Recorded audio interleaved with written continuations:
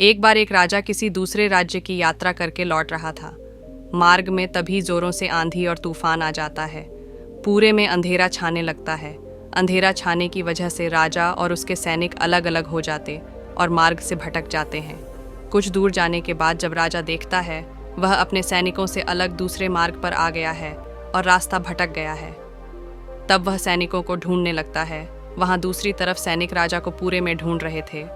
राजा अपने घोड़े पर सवार काफी दूर आगे निकल जाता है। अब शाम होने को आई थी। राजा स्वयं मार्ग नहीं जानता था। उसे बहुत जोर से भूख प्यास भी लगी थी। वह इधर उधर भटक रहा था। तभी राजा को एक व्यक्ति नदी किनारे पानी भरता हुआ दिखाई देता है। राजा उसे देख आगे बढ़ता है और बाहर निकलने का मार्ग पूछता है। व्यक्ति मार्ग तो बता देता है, लेकिन दूर होने के कारण वह रात में उसी जगह रुक जाता है और सुबह जाने का मन बनाता है। व्यक्ति राजा को अपने साथ अपनी छोटी सी झोपड़ी में ले जाता है और उसका अच्छे से आदर सत्कार करता है। उसे पेट भर भोजन करा, उसको सोने के लिए बिस्तर देता है और स्वयं जमीन पर लेट जाता है। राजा व्यक्ति की सेवा से खुश होता है कि उसने इतने से कम साधन में भी उसका ध्यान रखा, सेवा की, और अगले दिन जाने से पहले उसे कहता है कि तुमने मेरी इतनी सहायता की, सेवा की, इसके बदले में मैं तुम्हें अपने राज्य का एक सबसे बड़ा चंदन का बाग दे देता हूँ। अब तुम्हें यहाँ इस तरह गरीबी में जीवन जीने की कोई ज़रूरत नहीं है। तुम यहाँ से मेरे साथ चलो। राजा उस व्यक्ति को साथ लेकर अपने राज्य लौट आता है और वहीं उसे एक घर देकर रहने के लिए कहता है। व्यक्ति एक टूटी फूटी झोपड़ी से ईंट के बने घर में आकर खुश हो जाता है और राजा के दिए चंदन के वन की ओर चला जाता है। राजा भी अपने राज्य के कार्य में लग जाता है। व्यक्ति जब चंदन के वन में पहुंचता है तो देखता है कि पूरा वन चंदन की लकड़ियों से भरा हुआ है।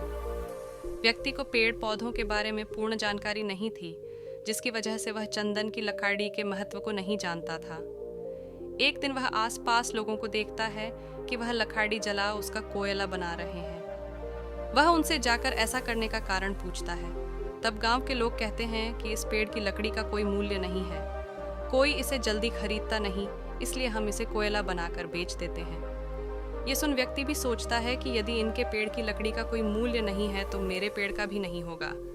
मुझे भी उसे इसी तरह बेचना चाहिए। वह भी अवरोध लकड़ी काट उसे जलाकर उसका कोयला बना बेच देता है और उसके बदले पैसे मिलते, उससे जीवन यापन करता। इसी तरह उसने कुछ ही महीनों में आधे से ज्यादा चंदन की लकड़ी का कोयला बनाकर बेच दिया था। दोस्तों, कहानी में आप खो जाएं उससे पहले एक छोटी सी रिक्वेस्ट है, हमारा साथ दें। चैनल पर आए हैं पहली बार तो सब्सक्राइब कर लें। वीडियो को लाइक और शेयर करके कमेंट बॉक्स में नमो बुधाय जरूर लिखें। अब बढ़ते हैं कहानी की ओर। एक दिन जब व्यक्ति कोयला बेच लौट रहा होता है तो देखता है कि उसका पड़ोसी मित्र काफी दुखी है। वह उसके समक्ष जा इसका कारण पूछता है तो वह बताता है कि वह जिस स्थान पर काम करता था उसे वहां से हटा दिया गया और मेरे पास कोई काम का दूसरा साधन नहीं है। मित्र की बात सुन व्यक्ति सोचता है कि इसे अपने साथ ले जाता हूँ ताकि यह भी कुछ कमा सके। वह उसे अपने साथ कोयला बेचने के लिए कहता है और अगले दिन उसे अपने साथ अपने वन में ले जाता है। जैसे ही पड़ोसी वन में जाता है तो चंदन के पेड़ की महक और उसे देख कहता है कि तू चंदन के पेड़ की लकड़ियां हैं जिसका व्यक्ति कोयला बना रहा है। वह यह देख उससे कहता है कि तुम क्या कर रहे हो, भला इसका कोयला क्यों बना रहे हो, इसे लकड़ी के रूप में क्यों नहीं भेजते। तब व्यक्ति कहता है कि यहाँ के लोग कहते हैं कि यहाँ के पेड़ की लकड़ी का कोई मूल्य नहीं है, इसलिए वह कोयला बनाकर बेचते हैं, इसलिए मैं भी यही करता हूँ। देखो, मैंने आधे से ज्यादा लकड़ी का कोयला बना दिया। ये सुनते ही पड़ोसी सिर पर हाथ रखकर वहीं बैठ जाता है और कहता है कि अरे मूर्ख, ये तूने क्या किया, स्वयं का इतना बड़ा नुकसान कर दिया। बाकी लकड़ी और इस लकड़ी में बहुत अंतर है। इस लकड़ी का मूल्य इतना कि तुम सोच नहीं सकते। यह चंदन की लकड़ी है जो सबसे ज्यादा अच्छी और कीमती होती है। यदि तुम इस लकड़ी को बेचते हो तो इस कोयले के बदले मिले पैसे से कई गुना अधिक तुम्हें इस साबुत लकड़ी के मिलते। तुमने यदि इन आधी लकड़ियों को बेचा होता तो अधिक धनी बन गए होते। तुमने स्वयं की अज्ञानता में अपना बहुत बड़ा नुकसान कर लिया। पड़ोसी की बात सुन व्यक्ति को अपनी मूर्खता पर बड़ा अफसोस होता है कि उसने यह क्या कर दिया। राजा द्वारा दिए इस अनमोल भेंट को जो उसका भाग्य बदल देता, उसकी गरीबी दूर कर देता, उसका सही उपयोग नहीं किया। अब वह सिवाय पछतावे के कुछ नहीं कर पाता।